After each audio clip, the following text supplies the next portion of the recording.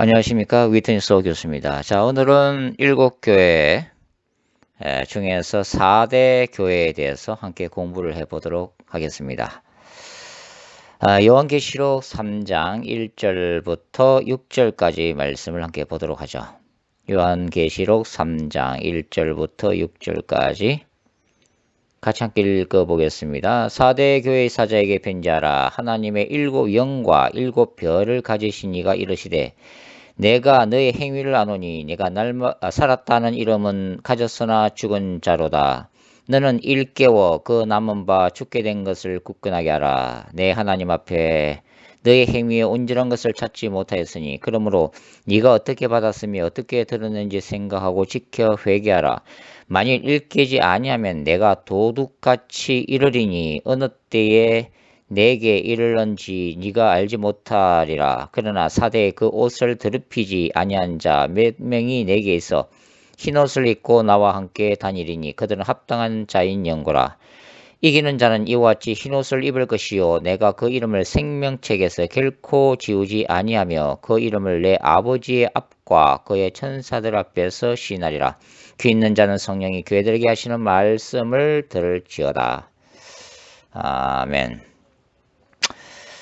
자, 사대라고 하는 이 도시에 대해서 먼저 역사적 배경을 살펴보는 것이 필요하죠. 자, 사대라고 하는 이 도시는 두아디라에서 남쪽 방향으로 48km 떨어진 지점에 위치하고 있었던 도시입니다. 이 도시는 팩토러스 강과 투모루스 산 사이에 자리 잡고 있었는데요. 높은 절벽에 위치한 천혜의 요지로 알려져 있었습니다. 이 도시는 팩토로스 강에서 사람들이 사금을 채취해서 금화를 만들었죠. 그래서 금화를 만들어낸 최초의 도시로 알려져 있고, 그래서 그런지 금이 넘쳤던 황금의 도시로 불리워졌습니다. 염지극과 양털업으로도 유명한 것으로 알려진 도시고요. 라우디게아와 마찬가지로 부와 사치를 자랑한 도시입니다. 특별히 이 4대 도시는 육체적인 음란과 세속적인 쾌락으로 가득 찬 도시였다고 할 수가 있죠. 주전 6세기경에 리디아 왕국의 수도가 된 적도 있습니다. 그리고 마지막 왕 크로에수스 때까지 이 도시는 최대 번영을 누렸다고 합니다. 아테네 현자인 솔론도 한때 이 부유한 왕과 도시를 보기 위해서 방문했을 정도라고 하죠. 그러나 절대적인 안정과 번영에 취한 교만했던 이 도시는 페르시아의 고레스, 키르스 2세에 의해서 멸망을 당하게 됩니다. 그 알렉산더 대왕, 그 다음에 시리아의 안티오코스 왕의 침략을 받게 되죠. 마침내 주전 2세기경에는 로마 제국으로 편입이 되게 됩니다. 이 4대는 주 17년에 지진을 경험하게 되는데요. 대규모 지진으로 도시가 무너져 내립니다. 그러나 로마 티베리우스 황제가 재정적인 도움을 해서 겨우 재건을 하게 되죠. 그러나 그 옛날의 번영과 영광 결코 회복하지 못합니다. 예수께서 이 도시에 위치한 4대 교회를 향해서 2절에 뭐라고 말씀하세요? 너는 살았으나 죽은 자로다. 살았으나 죽은 자로다. 물론 영적인 말씀이지만 살았으나 죽은 자로다라고 말씀하신 것은 바로 이 도시가 한때 부유한 번영을 자랑했던 도시지만 지진을 위해서 파괴가 되어서 옛날의 영광을 잃어버린 이 4대 도시의 실제적인 역사와도 결코 무관하지 않습니다. 또 이 4대 도시는 주전 334년 키벨레 신전이 무너진 자리에 알렉산더 대왕이 아데미 신전을 지으라고 명령을 내려서 다산과 풍요의 신인 아데미 여신 신전이 웅장한 규모로 자리 잡게 됩니다. 그런데 바로 이 아데미 여신 신전이 4대 교회 공동체의 신앙에 악한 영향력을 미치게 되죠. 4대 교회는 사도 바울의 제자인 클레멘트가 초대 감독으로 사역했다고 전해지고 있습니다. 버가모 교회에 비하면 이 4대 교회는 그 로마 황제 숭배 사상이라고 하는 외적인 강요나 박해, 또 이교도적인 신전 제사가 비교적 적은 상황이었고, 따라서 로마 제국에 의한 두드러진 박해나 교회 안에 니골라당이나 영주의 사상 같은 심각한 이단적인 사상도 존재하지 않았던 것으로 보여집니다. 그럼에도 불구하고 이 도시는 주님으로부터 죽은 교회라고 하는 책망을 받게 됩니다. 그것은 4대라고 하는 도시 안에 만연된 부와 사치, 그리고 일상적인 삶 자체가 쾌락을 추구하는 이 세속적 물결로 넘쳐났던 도시였고, 이 4대라고 하는 이 4대 교회는 이러한 세속적인 물결에 교회가 순수한 신앙을 지켜내지 못한 결과라고 할 수 있죠. 그 물질적인 풍요로움으로 인해서 영적으로 깨어름과 나태함 가운데 죄악되는 세상과 함께 무너졌기 때문입니다.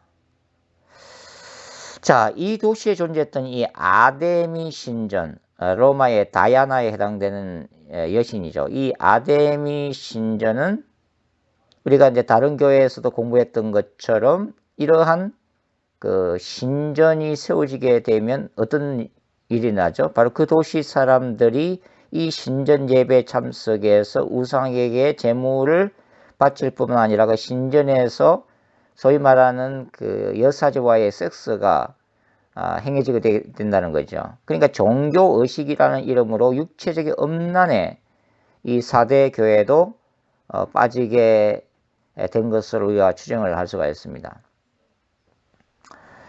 자, 4대 교회에 보내신 주님의 이미지 우리 공부를 해보죠. 이미지 1절 말씀인데요. 1절 말씀 다시 한번 읽어보겠습니다. 요한계시록 3장 1절 말씀 시작. 4대 교회의 사자에게 벤자라 하나님의 7영과 7별을 가지신 이가 이르시되 내가 내 행위를 아노니 네가 살았다는 이름은 가졌으나 죽은 자로다. 4대 교회 공동체에게 보내진 예수님의 이미지입니다. 두 가지로 구분되는데요. 먼저 예수님은 어떻게 자신을 소개하고 있다고요? 7영을 소유하신 분으로 자신을 소개를 하고 있습니다. 하나님의 완전수 7로 묘사된 7영은 뭘 의미하죠? 바로 성령을 의미를 하고 있습니다. 요한계시록 4장에서는 우리가 뭘 읽게 되죠? 하나님의 보좌 앞에 불붙은 7촛대 7영이신 성령님의 우리의 모습을 우리가 목격할 수가 있죠. 7촛대는 소아시아 7교회를 의미하기도 했죠. 그러니까 주님은 이 7영을 소유하고 있다는 말씀에서 교회의 영이신 성령의 불이 4대 교회 안에서 거의 꺼져가고 있음을 역설적으로 암시하고 계신 것입니다. 그게 책망의 말씀이죠. 근데 그럼에도 불구하고 예수님은 이 7영을 소유하셨을 뿐만 아니라 7별을 가지신 이로 동시에 소개를 하고 계시는 거죠. 이것은 4대 교회가 성령의 불이 꺼져가고 있음에도 불구하고 예수님은 7별을 붙드시는 모습으로 나타나셔서 결국은 여전히 4대 교회를 사랑하시며 붙들고 계시는 분으로 자신을 소개하고 있다고 하는 것입니다. 자, 두아디라 교회가 전반적으로 교회가 감당해야 될 정말로 거룩한 전쟁에 실패하고 있고 오직 소수의 남은 자들만이 이 전쟁에서 승리하고 있음을 지적하신 것처럼 4대 교회도 그랬습니다. 주님은 4대 교회의 행위를 정확히 알고 계셨죠. 그리고 그 행위는 하나님 앞에서 온전하지 못한 행위였습니다. 4대 교회의 대부분의 신자들은 옷을 더럽힌 자들로 가득 차 있었다고 하는 거죠. 그게 사실 말씀 아닙니까? 그러나 4대의 그 옷을 더럽히지 아니한 자 몇 명이 있어 라고 하는 구절은 뭡니까? 소수의 더럽히지 아니한 자들을 제외한 대다수의 신자들이 옷을 더럽혔다고 하는 말씀이죠. 그러니까 이들은 곧 생명책에서 치워질 종말론적 위기 앞에 서 있는 신자들이었다고 하는 것입니다. 5절 말씀. 이기는 자는 이와 같이 흰옷을 입을 것이요 내가 그 이름을 생명책에서 결코 치우지 아니하고. 종말론적인 거룩한 전쟁에서 이긴 자들은 여전히 생명책에서 치우지지 않겠지만 이 말씀의 역설적인 표현은 생명책에서 치우질 가능성이 있는 자들도 있다고 하는 경고의 엄성이죠. 그래서 4대 교회에 주어진 주님의 메시지는 뭡니까? 3절 말씀을 읽어보겠습니다. 3절 말씀. 그러므로 내가 어떻게 받았으며 어떻게 들었는지 생각하고 지켜 회개하라. 만일 깨지 아니하면 깨어나지 아니하면 내가 도둑같이 이르리니 어느 때에 내게 이르는지 내가 알지 못함이니라. 항상 깨어 있으라. 항상 깨어 있으라. 일깨어 있으라. 현재 분사 능동태로 기록되어 있거든요. 현재 분사로 기록되어 있다는 것은 지속적으로 계속해서 반복해서 깨어 있으라고 하는 것입니다. 그리고 처음에 이 사도의 교회가 받았던 그 복음의 말씀을 어떻게 하라고요? 생각하고 또 지켜야 한다. 자, 이 두 단어들은 현재 능동태 명령형으로 기록되어 있습니다. 반복적으로 지속적으로 생각하고 지속적으로 지켜야 한다는 말씀이죠. 자, 그런 다음에 어떻게 하라고요? 그런 후에 회개해야 된다. 이 회개해야 된다는 단어는 부정과거 능동태 명령법. 즉각 돌아서라 이런 뜻이에요. 즉각 돌아서라. 단호히 돌아서라. 그 죄악으로부터 단호히 돌아서라 하는 주님의 엄중한 명령을 지금 받고 있습니다. 깨어있으라고 하는 것은 이 복음서에 나타나는 주님의 종말론적 경고에 해당되죠. 뒤따르는 주님의 경고, 즉 만일 일깨지 아니하면 내가 도적같이 이르리니 어느 때 임하는지 내가 알지 못하리라. 이 구절 또한 종말론적이죠. 우리가 마태복음 24장이나 마가복음 13장, 누가복음 21장을 읽어보시면 바로 각 복음서의 종말론에서 예수님이 말씀하시는 것은 뭡니까? 주님이 곧 재림하실 때가 되었으니까 무화과 징조를 잃고 늘 깨어있으라 하는 거죠. 깨어있으라. 깨어있으라는 것이 가장 핵심적인 단어이죠. 자, 이 4대 교회에 보내는 주님의 메시지는 이제 신명기 7장 25절과 26절하고도 연관해서 우리가 생각을 할 수가 있는데요. 그 옛날 이스라엘은 가나안 정복 전쟁을 수행함에 있어서 하나님으로부터 경고를 받는데 그것이 뭐냐면 우상 숭배와 바로 돈을 숭배하는 만문이점입니다. 신명기 7장 25절 26절 말씀을 읽어보죠. 너는 그들이 조각한 신상들을 불살하고 그것에 입힌 은이나 금을 탐내지 말며 취하지 말라. 네가 그것으로 말미암아 올무에 걸릴까 하노니 이는 내 하나님 여호와께서 가정히 여기시는 것임이니라. 너는 가정한 것을 내 집에 들이지 말라. 너도 그것같이 진멸당할까 하노라. 너는 그것을 멀리하며 심히 미워하라. 그것은 진멸당할 것임이니라. 그러니까 이 4대 교회 또한 신명기 7장의 말씀과 같이 주님으로부터 어떤 명령을 받고 있다는 거예요. 우상 숭배와 물질주의에 대항해서 싸우라는 명령을 받고 있다고 하는 것입니다. 4대 교회에 이긴 자는 어떤 자들이라고요? 4절에 주님 앞에서 그 옷을 더럽히지 아니한 소수의 신자들이라고 하는 것입니다. 이들에게 종말론적인 약속이 주어지죠. 즉 그들은 순수한 믿음과 그리스도의 거룩한 신부임을 상징하는 흰옷을 입을 자들이라고 하는 거죠. 계시록 7장에서 흰옷을 입은 자들은 14만 4천에 해당되고 있죠. 그리고 계시록 19장에서 흰옷을 입은 자들 어떤 자들이라고요?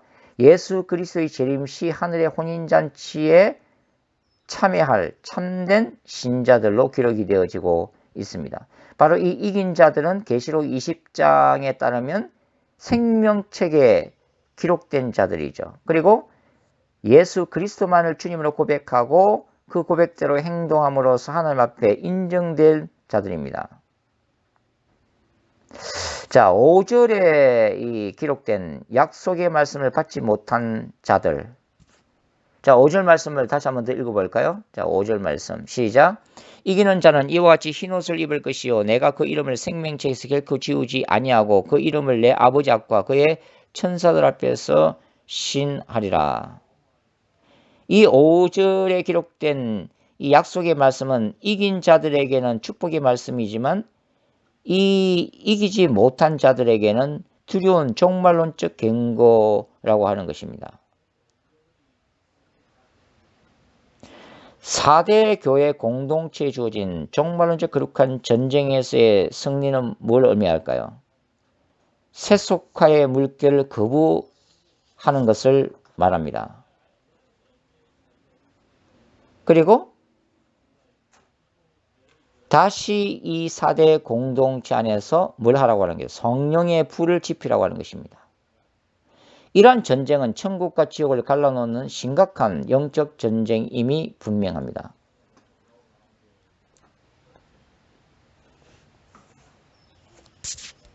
만일 4대 교회가 우상 숭배와 세속화의 물결 속에서 내적으로 성령의 불꽃이 완전히 꺼져버린다면, 그래서 영적으로 완전히 죽어버린 신자들이 된다면 이들은 생명책에서 지워질 위기 앞에 처해질 것이라고 하는 것입니다. 굉장히 두려운 말씀이죠. 그 산상수훈 중에서 마태복음 그 7장 21절부터 23절에 읽어보면 주님의 경고가 나타나는데요. 그때 예수님이 이 종말론적 심판대 앞에서 나는 너희를 도무지 알지 못한다 라는 말씀이 등장하고 있죠.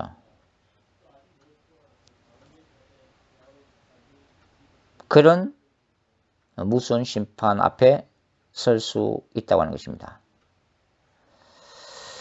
자, 오늘날도 많은 교회들 가운데 성령의 불이 점차 꺼져가고 있습니다. 현대교회는 잎사귀만 무성한 무화과 나무와 같죠.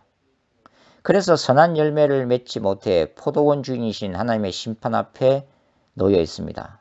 그럼에도 불구하고 주님은 포도원지기로서 열매 맺을 때까지 그 심판을 유보해달라고 우리를 배노하시죠. 누가복음 13장에 나오는 비유 말씀입니다.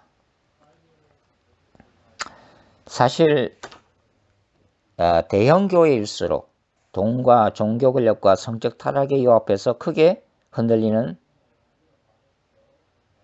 상황이 될 가능성이 높죠. 신자들도 영원한 천국의 소망보다는 이 땅에서의 부유한 삶과 즐거움에 더 매달리는 실정입니다. 사실 신앙생활을 잘하고 있는 신실한 신자들조차 이 집요한 물질 숭배, 소위 맘모니즘이라고 그러죠. 돈을 숭배하는 이 사상으로부터 결코 자유롭지 못합니다. 이 세상을 살아가는 신자들은 늘 또 잘 사는 불신자 친구들이나 친척들의 모습을 보면서 때로는 초라한 자기 모습을 발견하기도 하죠. 그러나 인간의 욕망은 사실 끝이 없다고 말씀드릴 수가 있습니다. 조금만 더 물질이 있으면 더 이상 부족할 것이 없을 것 같은데 사실 그 돈이 채워지면 또 다른 필요가 발생하게 되게 되죠. 100만 불이 있으면 행복할까요? 100만 불이 있으면 그만큼 씀씀이도 커지고 따라서 200만 불을 요구하게 될 것입니다.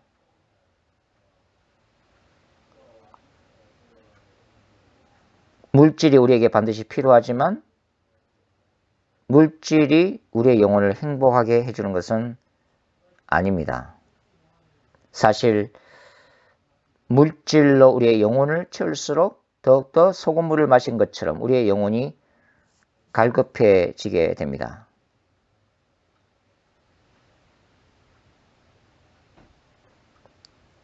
그러나 사실 물질에 대한 욕망, 또 세속화의 물결, 그 쾌락주의라고 하는 이 세상의 그 휘황찬란한 세상적 영광과 그 편리함, 그 물질적 부여로부터 사실 자유로운 사람은 한 사람도 없습니다. 세상이 알지도 못하는 복음의 영광과 말씀의 진리를 소유하고 설교하고 가르치는 우리 같은 교수나 목사들조차 사실은 세상 사람들이 누리는 부와 사회적 지위, 그 사람들이 소유하고 있는 막강한 그 권력 앞에서 움츠러지기 일쑤라고 말씀드릴 수밖에 없죠. 세상을 지배하고 있는 거대 기업들, 삼성뿐만 아니라 구글이나 페이스북, 애플사나 그런 거대 기업들, 그리고 그 사람들 앞에 서면 움츠러지게 마련이죠. 휘황찬란한 쇼 프로그램들 한번 보세요. 얼마나 화려한가. 눈이 부신 거대한 빌딩 숲 사이에 밤에 서 있어 보십시오.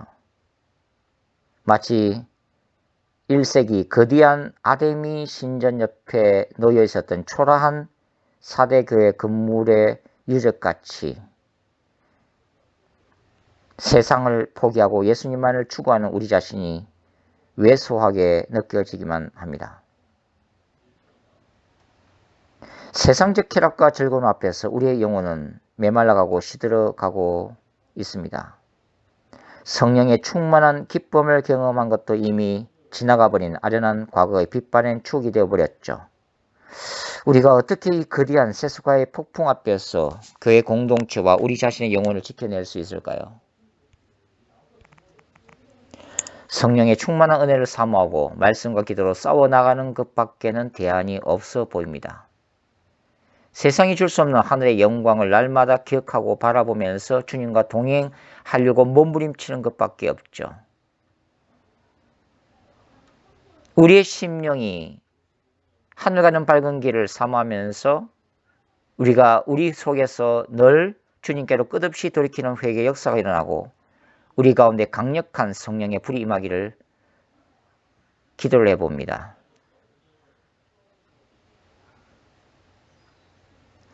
저는 마지막 때에 성령의 기름 부으심, 성령의 불의 역사, 오순절 역사가 반드시 필요하다고 믿는 사람입니다. 그것을 사모하고 기도하죠.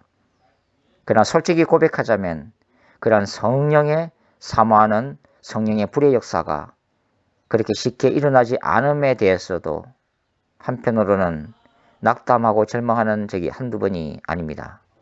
그럼에도 불구하고 포기할 수 없죠. 주님이 오시는 순간까지 오직 성령님만이 이 마지막 때의 소망이고 우리 자신과 세상을 바꿔놓을 수 있는 복음을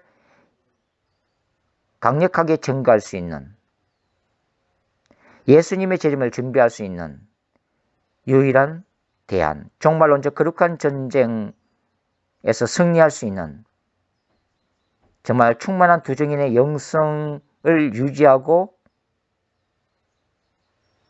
우리의 삶과 사역에 적용하는데 빠뜨릴 수 없는 것이 바로 성령의 강력한 역사이기 때문입니다. 기도하시겠습니다. 거룩하신 아버지 하나님, 참 어려운 시대를 살아가고 있습니다.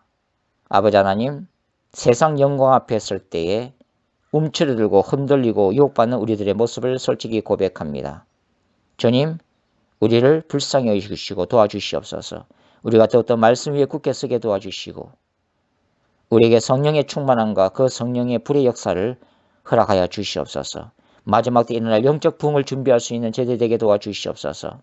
세속화의 물길로부터 우리를 지켜주시고 만몬이즘으로부터 우리를 지켜주시고 그 모든 것들과의 거룩한 전쟁에서 승리할 수 있도록 역사해 주시옵소서. 우리의 심령에서부터 사라졌던 아버지 성령에 대한 그 갈급함이 다시 한번 회복될 수 있게 도와주시고 우리의 심령 속에 꺼져가는 성령의 불이 아버지 하나님 다시 한번 타오를 수 있도록 하늘의 문을 열어주시고 우리 위에 성령의 불을 부어 주시옵소서. 그러하신 예수님의 이름으로 간절히 기도드리옵나이다. 아멘.